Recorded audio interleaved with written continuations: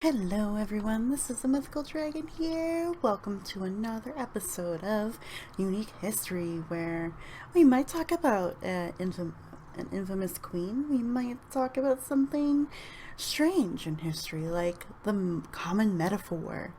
Or we could talk about the first modern Olympics, in which that is exactly what we're talking about today. The first modern Olympics. What happens at the 1896 games? Yes. So I thought this was a timely article to come out on the History Extra website, as we are currently in the Olympics in Japan. However you feel about that happening, keep that to yourself. But I figured it'd be interesting to go back in history, as these are the first modern games. So, I mean, the Olympics have been around forever and ever and ever and ever and ever. But this is more of the modern version, sort of what we see more of today, and the first time it really happened in 1896. I look forward to exploring this article with you and reacting genuinely to it, and see the key differences and what kind of sports were held at the 1896 games. What kind of uniforms or sportswear were they wearing? Did they have a lot of protection? Did they not have a lot of protection? I think it'd be quite interesting to hear more about this, so let's dive into it. It took the drive and ambition of one Frenchman to reinstate the Olympics on the sporting calendar. Nige Tassel tells the story of Pierre de Coubertin and the first modern games held in Athens in 1896. So it's a French guy that got the games reinstated.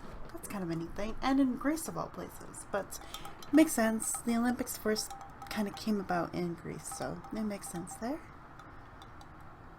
Alright, so the noise would have been deafening. 60,000 cheering voices resonating around a stadium the shape of an elongated horseshoe. It would have been a noise like no living person had heard before, and it was a noise that celebrated the deeds of a lowly water carrier, a young man known to the crowd a couple of hours before. It was late on an afternoon in Athens in 1896, and the occasion was the first edition of the modern Olympics. This young man, Spiros Lewis, was making history, about to be elevated to the status of national hero. Here, at the Panathenaic Stadium, to the rapturous acclaim of the home nation, Louis was completing an extraordinary sporting triumph. Victory in the marathon in a shade under 3 hours was in the bag.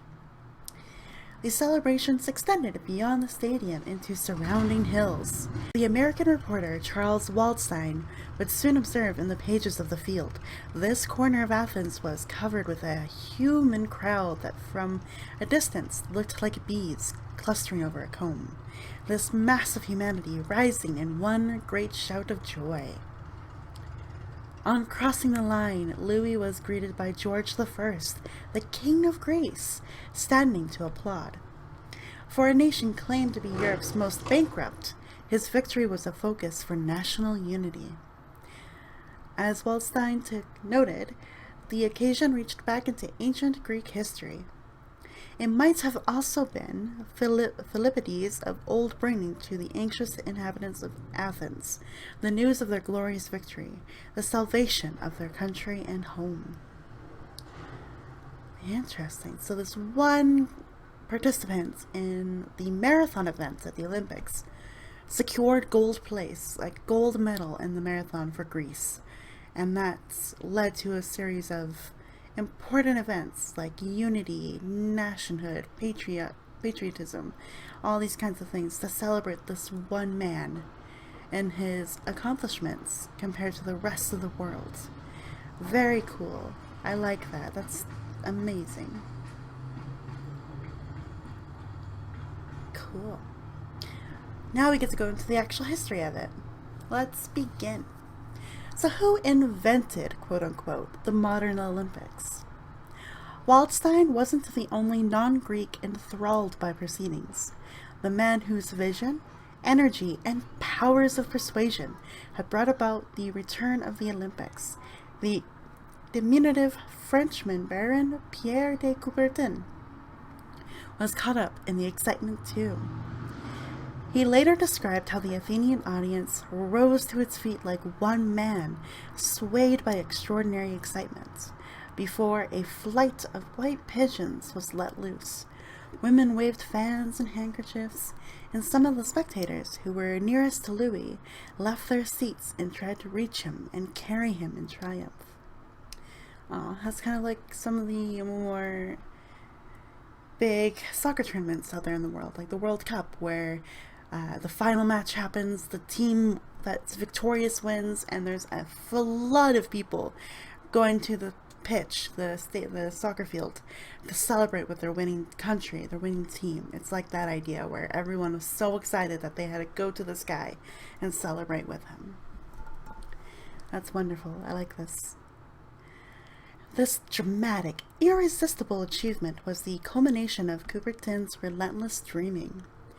Despite his comparative youth, he was only 33 at the time of these first modern Olympic Games. He'd been campaigning for an international multi-sport event for years, and, as unlikely as it might sound, a major inspiration for such a display of global athleticism could be found in the lush countryside of Shropshire. Interesting. Shropshire. Is that in England, I think? Probably? It sounds like an English kind of name, doesn't it? Alright. So, the Wenlock Olympian Games, held in the market town of Much Wenlock, had been established in 1850 by a local doctor named William Penny Brooks, who was attempting to promote moral, physical, and intellectual well-being among the community. The events at those first games included athletics, football, cricket, and quoits. What is quoits? I know football is soccer, basically, because if you're in Europe, football means soccer, not the American football we know of in North America. But quoits, I wonder what that is. Maybe we'll find out more. Brooks's creation was well established by the time Coubertin paid him a visit in 1890. Fired up by a sporting festival held especially in his honor, the Frenchman returned to Paris, where he set up the International Olympic Committee and proceeded to lobby for assistance to organize a truly international equivalent of what he'd seen in Much Wenlock, to revive the Olympic Games of ancient Greece. His aim was a noble one: to bring the youth of all countries periodically together for amicable trials of muscular strength and agility. I like that he threw in the word amicable, like a friendly trial of muscular strength and agility. There's that sense of camaraderie, sportsmanship, the idea of like an amicable, like a friendly, healthy rival, or healthy competition, basically. I like that was part of his pitch to get these Olympic Games of ancient Greece running again. In 1894, Coubertin's committee held a congress at the Sorbonne in Paris, where those who shared his vision helped draw up plans for an inaugural modern Olympics. Initially intended to take place in Paris to coincide with the 1900 World Fair, that 6-year gap was considered to be too distant a date to maintain the momentum that the Olympic movement was gathering. Instead, a decision was made to hold the event within 2 years, and that Athens was the obvious and symbolic location from where to launch the updated version. Greece, far from the most economically stable of European countries, received assistance from the legacies of a pair of philanthropists, Evangelos and Konstantinos Zapas. The cousins had been involved in multi-sport events in their own country earlier in the 19th century, and their respective estates helped finance major projects, such as the restoration of the Panathenaic Stadium. Cool, so these two Greek brothers made a profit somehow through hosting other events, sport events basically, like the Olympics, and used that funding to repair some more of the stadiums and the athletic grounds that you would see the Olympics hosted at. That's really cool. So in the 2 years between the announcement and the start of the games, Athens worked its collective socks off to get itself ready for the spectacle, to honor the weight of expectation on its shoulders. The building program was both swift in its execution and impressive in its results. The pavilions and boathouses for the rowing competition were particularly praised, even if the poor weather of early April meant the cancellation of both the rowing and sailing events. Yeah, it's the rainy season, I'm pretty sure, for them. That's unfortunate, but at least it looked pretty. A nice thing to pass by as you're watching the world compete in front of your eyes. Although painted wood had to replace the marble that had been specified in the original plans, the Panathenaic Stadium was just about ready for competition, despite just 2 years earlier the site having, in Coubertin's words, resembled a deep gash made by some fabled giant. Pretty much that stadium was left in ruin, if I'm to interpret that correctly. The public was tuned in too, the mood both celebratory and expectant, exemplified by Athens' public buildings being draped in bunting and streamers. The games opened on the 75th anniversary of Greek independence. 241 athletes from 14 nations competed across 9 sports: athletics, cycling, fencing, gymnastics, shooting, swimming, tennis, weightlifting, and wrestling. Cool. So shooting, would that be like the biathlon, I'm assuming, or maybe even archery? Potentially a combination of both, right? The rest of these are pretty straightforward. Athletics would be like your track and field for us North Americans, basically. That's cool. And most of those events are probably still in the Olympics today. I know cycling is, athletics is, gymnastics, shooting in the form of biathlon and archery, swimming. I don't think tennis is in the Olympics, unless someone wants to correct me on that one. Weightlifting and wrestling. Very cool. So each and every athlete was male, though with Coubertin's energy and drive sadly matched by a misplaced chauvinism. Oh, so everybody was male. So again, there's that kind of fraud thinking at the time that women couldn't do sports. They weren't as great as men, weren't as strong as men, so they were left out of the games for the first renewal of it. Prior to the games, he declared that the participation of women would be impractical, uninteresting, unanesthetic, and incorrect. Jesus, what a viewpoint to have. We were unappealing, uninteresting, impractical, and just wrong for the world as women in the Olympics. Yikes.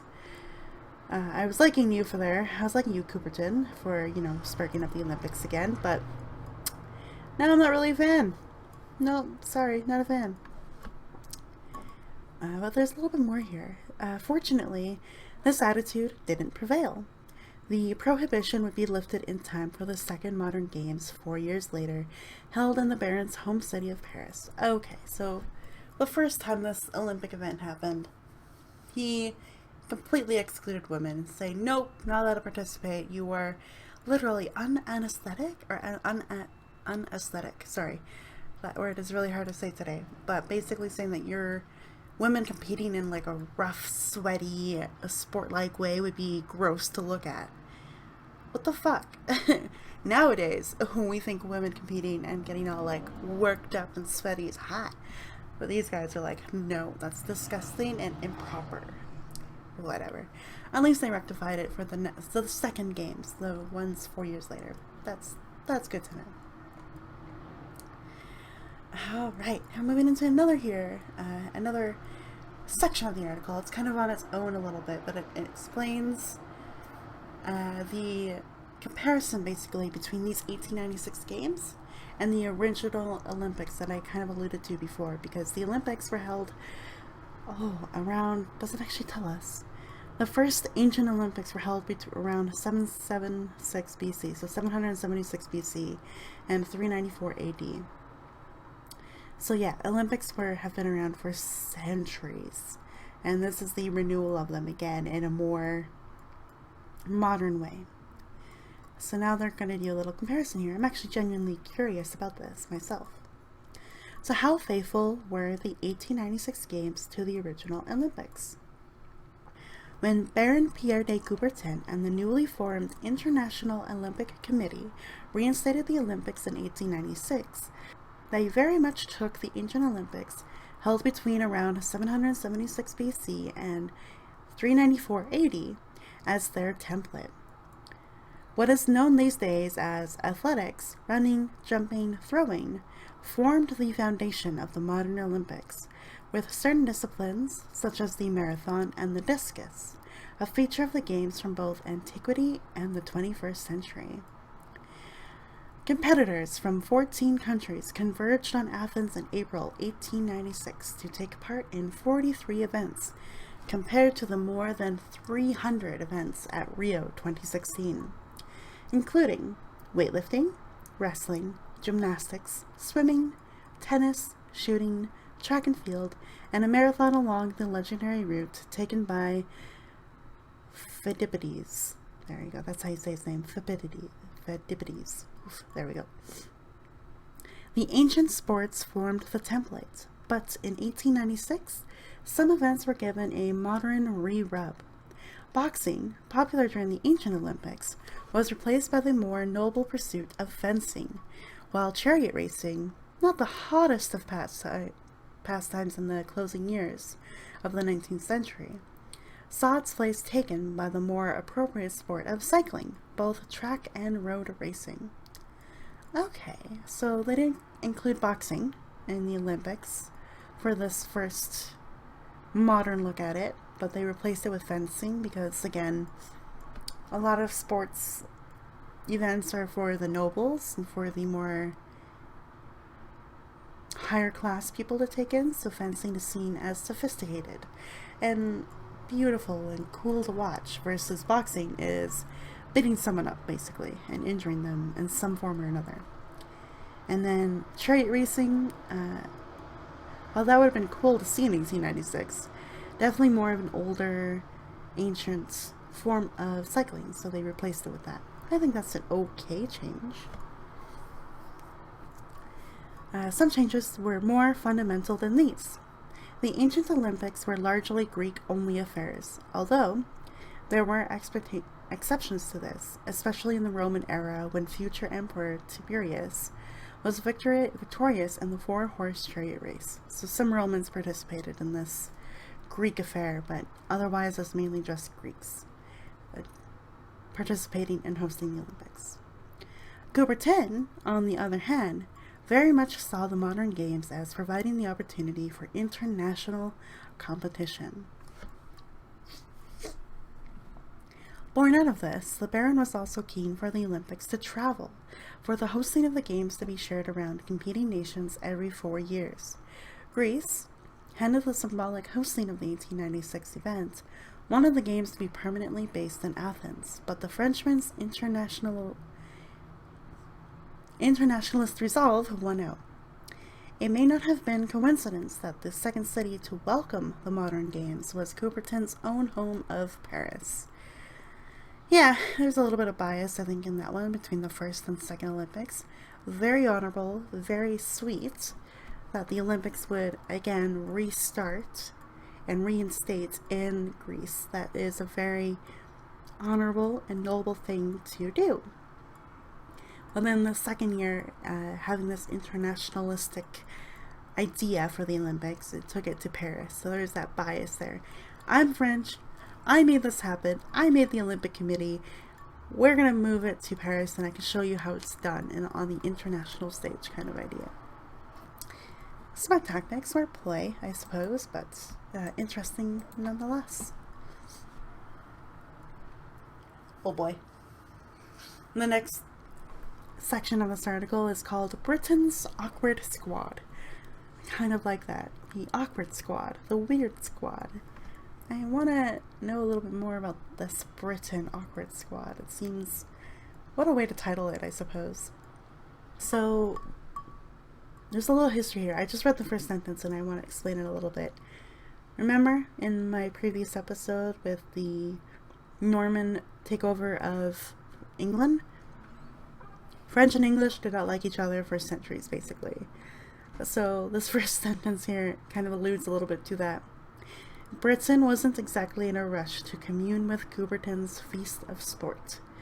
In the words of Olympic historian David Randall, British sporting administrators were fully paid up members of the European awkward squad, conspicuously inert when it came to ramping up enthusiasm for the Olympics' modern rebirth. Not only were there no attempts to create a national team, but also any recruitment drive to sign up individual athletes was invisible. Non-existent, in fact. Weird. So the British were part of this other squad, basically, to hype up the games, to be excited for them. However, never formed a national team. They didn't really send teams or individuals to this first Olympics at this point. So a little mixed messaging there, like, yeah, we'll support it, seems cool, but we're not going to partake. As a nation, as a group of athletes, we won't participate. It's mixed messaging there, it's a little strange. The Americans had looked to the established athletes of Ivy League universities to fill the berths on the boat to Greece.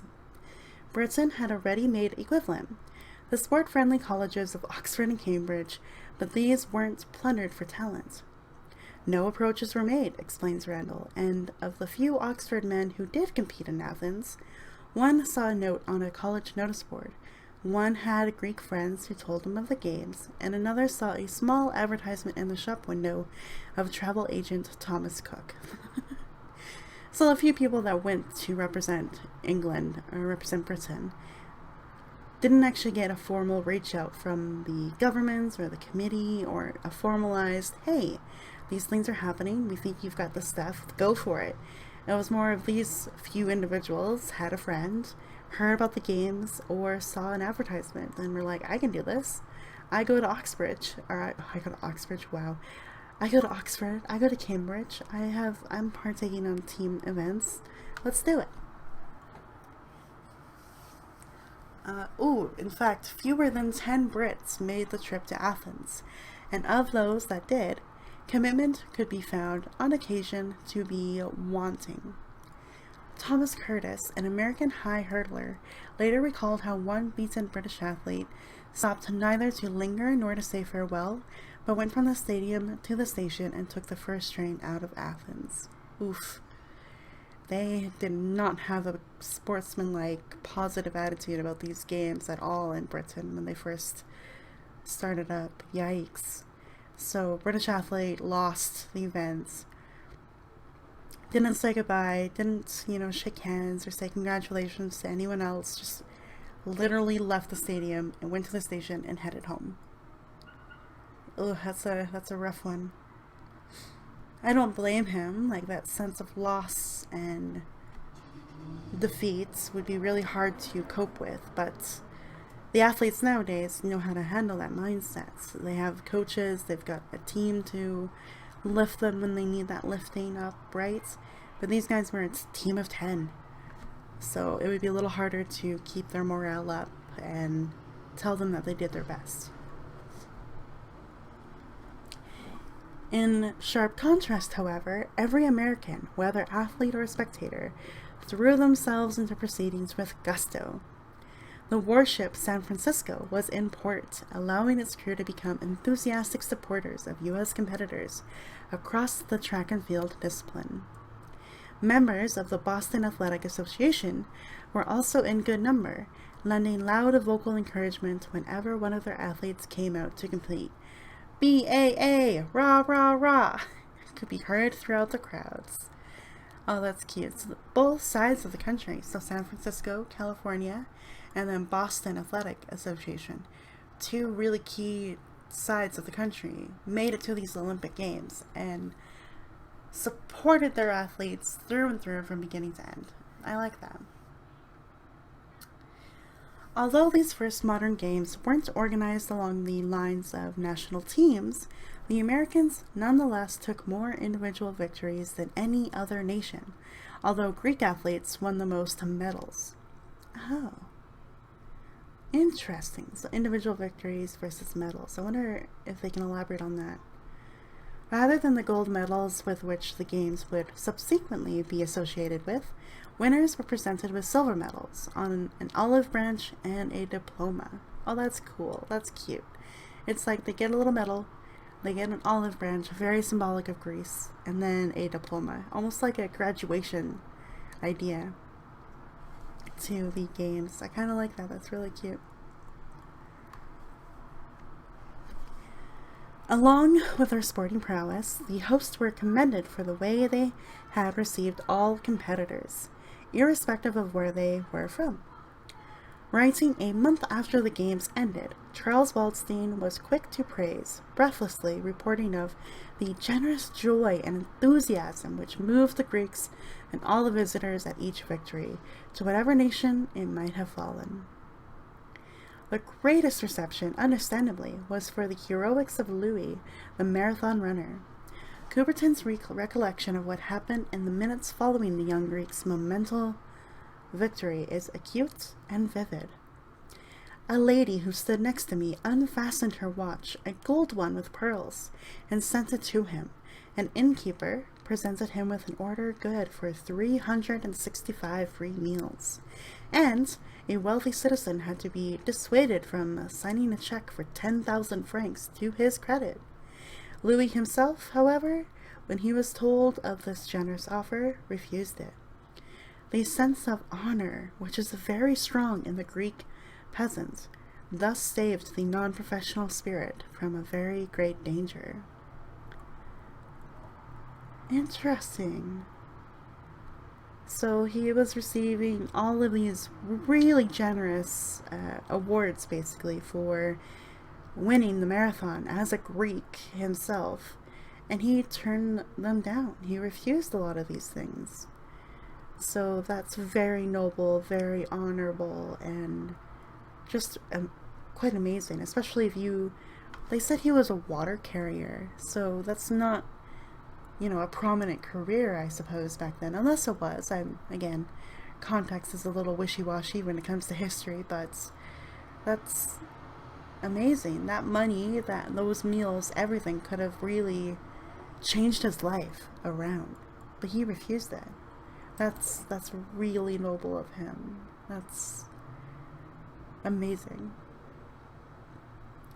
In that one act of polite refusal, Louis had crystallized the amateur values that placed glory over reward, principles that would define the Olympic movement for many decades to come.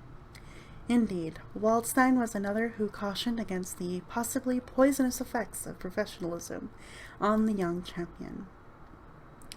He is as yet quite simple and unspoilt, and we must hope that his success will not turn his head. Yeah. Exactly. When you start receiving rewards, accepting them, you just keep expecting them, basically. Over and over again. You want to compete, you want to do your best, you want to be amazing, but it stops you from wanting to do that for noble, honorable reasons. It's now for the reward.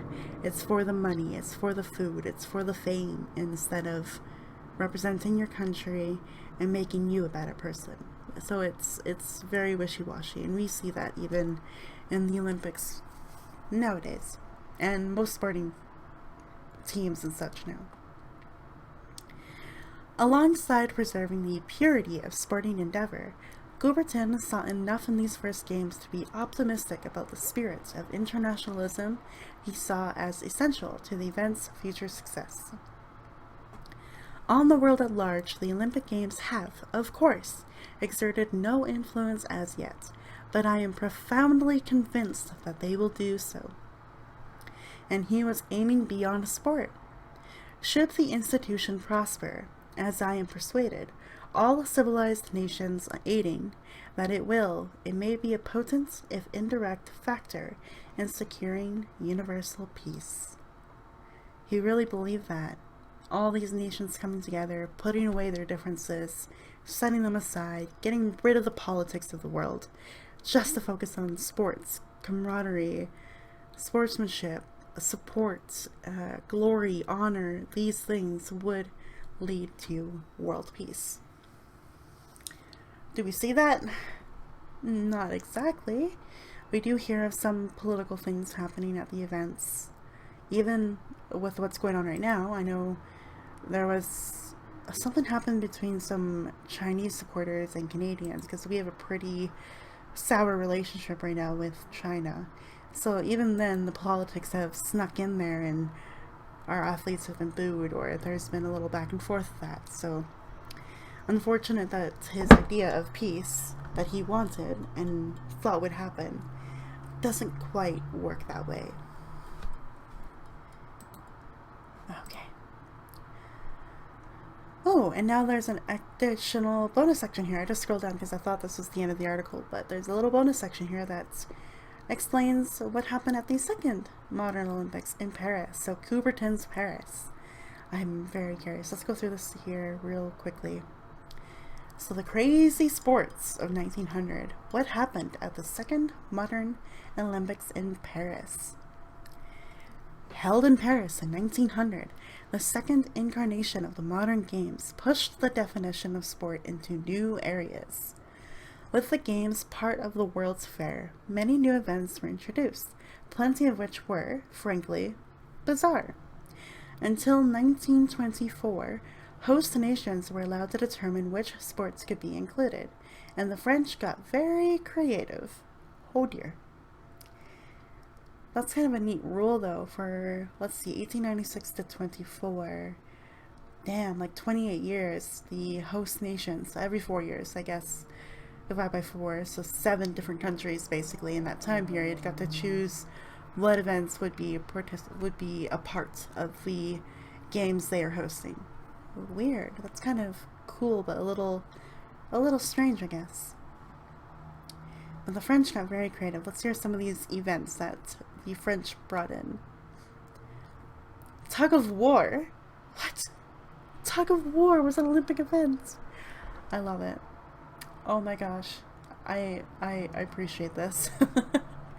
But tug of war, which made its debut at Paris and was a fixture of the games until 1920.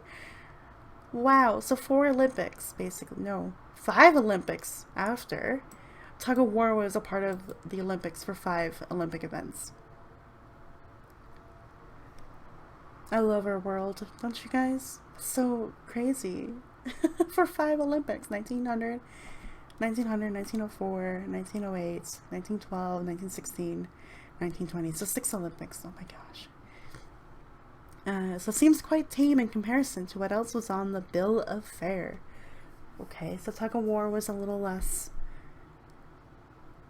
insane or creative, I guess. Okay, I need to hear more. I guess there's some more interesting events to come. There was the swimming obstacle race, where competitors had to plunge into the river Seine, climb up and down a pole before clambering over and under a flotilla of boats. What? That seems highly dangerous. Really athletic, don't get me wrong, that would be absolutely bizarre and amazing to see. It's like Wipeout, but in the river, of River Seine. But, what? Crazy. So, swimming obstacle race. Cool. Another ill-fated event was the standing triple jump. Made its one and only appearance in the athletic stadium in 1900. Standing triple jump. So I know triple jump to be like the step, skip, hop kind of thing. Like you run through and try to jump as far as you can into like sandpit. How would they do it for standing triple jump? Is it about the height that you get? I want to know how it's measured. Please tell me more.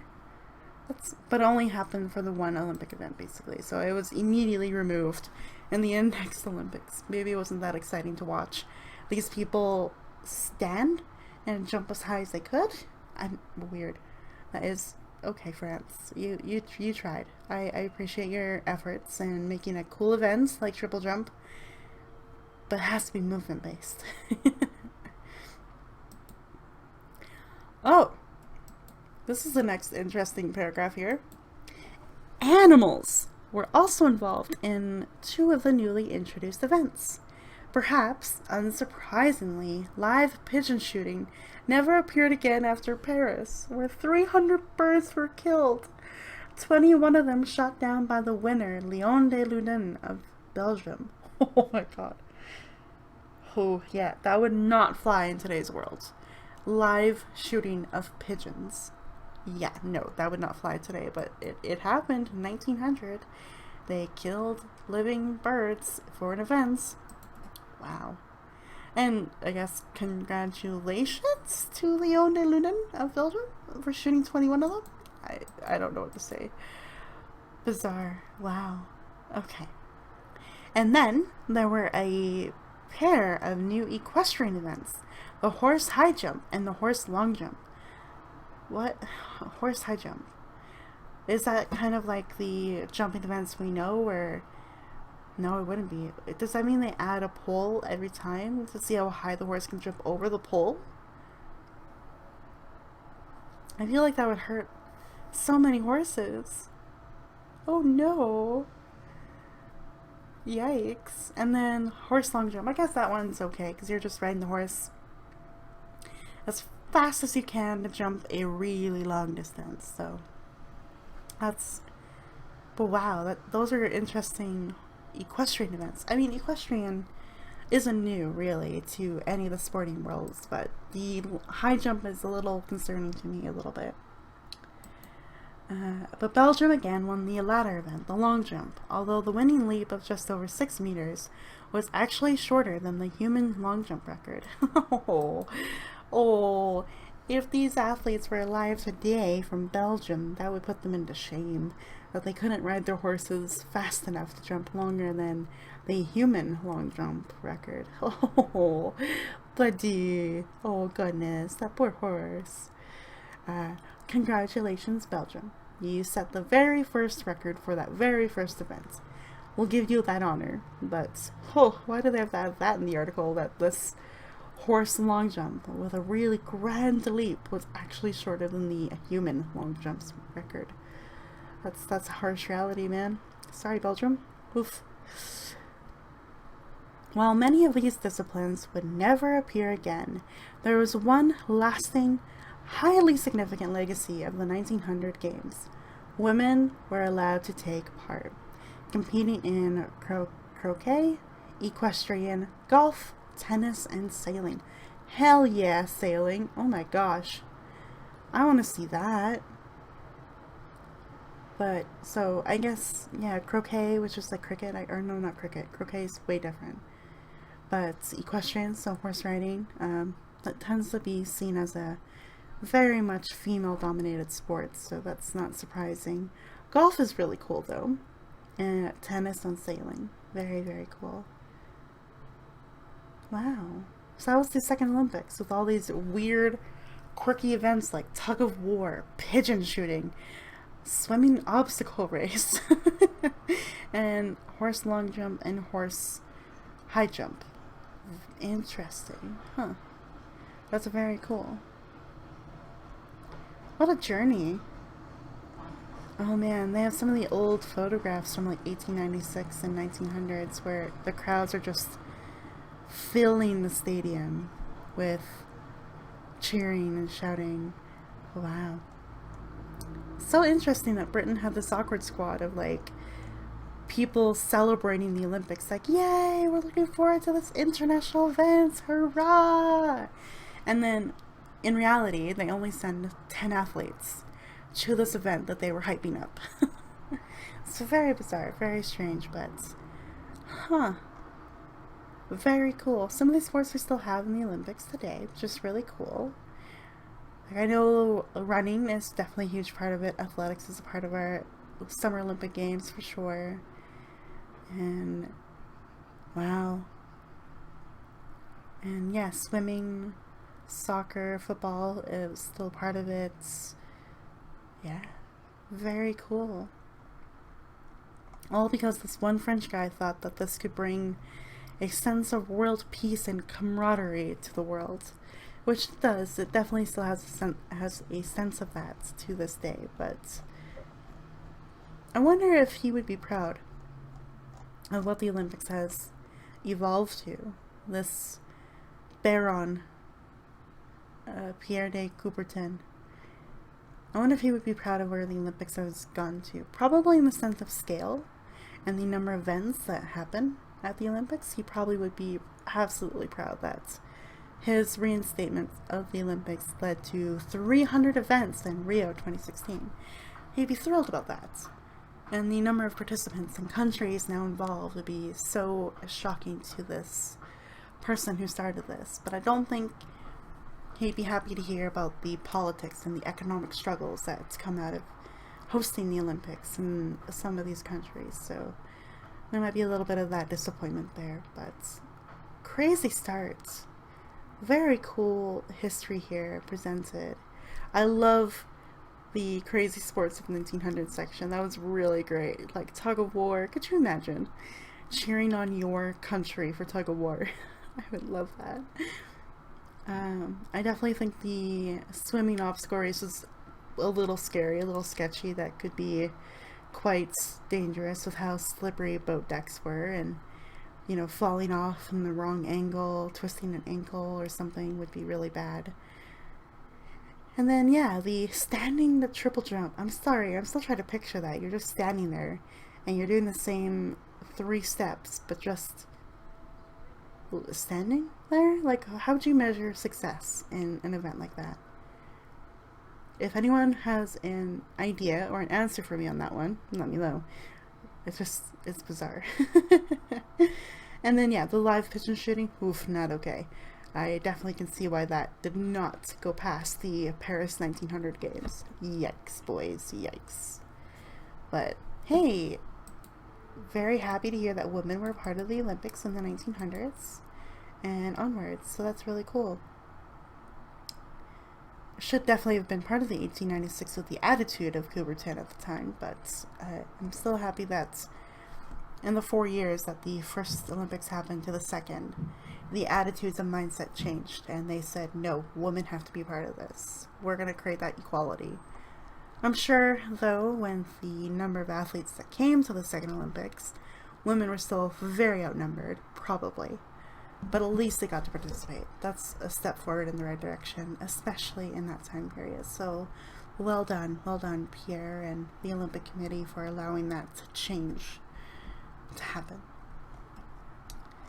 Well, there's that. That is the first modern form of the Olympics to happen, and how it got to such an international stage like we see it today. It's all because this French guy really thought it could bring that camaraderie and a sense of peace amongst nations, and I think he got that right for the most part, even if there are some political moments that do pop up in our modern games, like what's happening in Japan right now.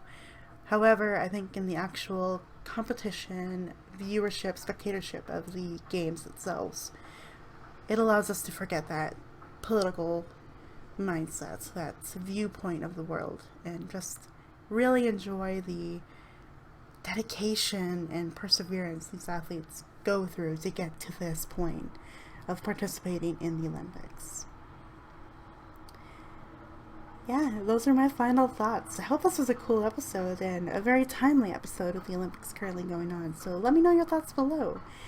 From hearing what the Olympics were like in 1896 and 1900 to what you are viewing now in the Olympics in Japan 2021, let me know. I want to hear your thoughts. Do you think Coubertin's sense of peace has remained established for over 1,000 years?